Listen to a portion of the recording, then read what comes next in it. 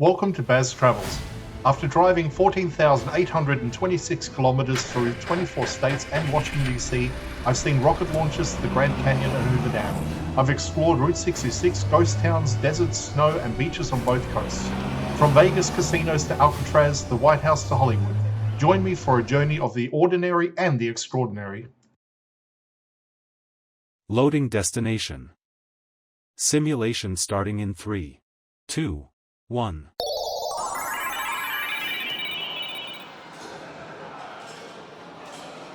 To look around, move your phone or tablet.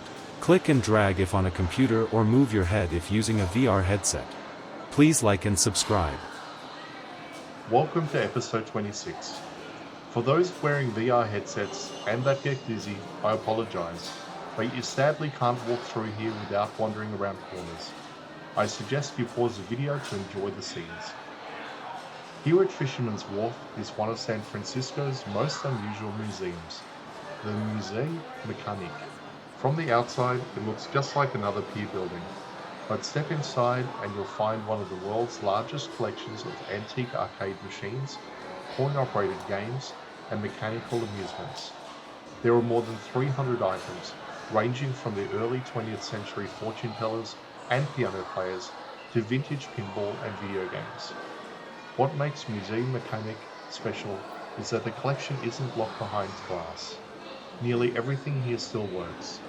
With just a few quarters, you can try out machines that entertained people a century ago.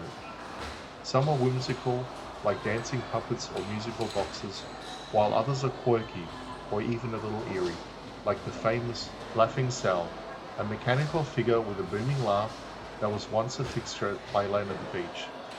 The museum is privately owned and has been in San Francisco for generations. It started as a personal collection of Edward Zelinsky and eventually grew into this public attraction. Admission is free, making it one of the most accessible spots on the wharf.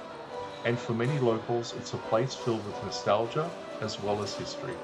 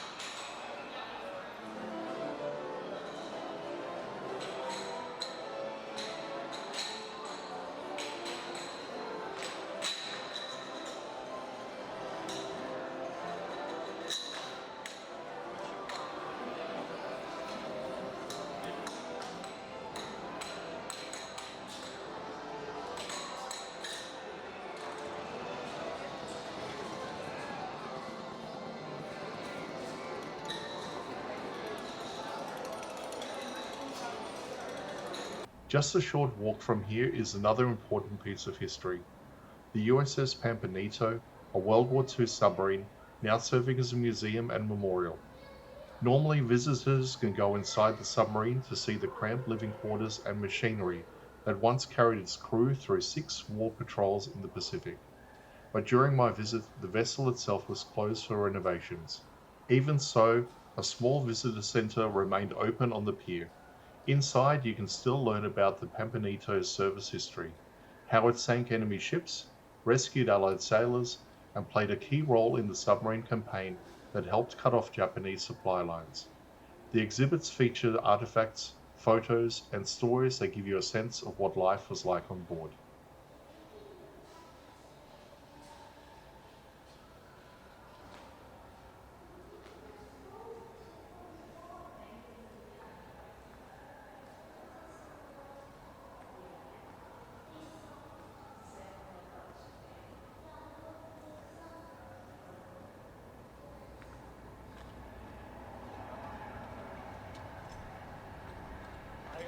I saw Jaws on one of these.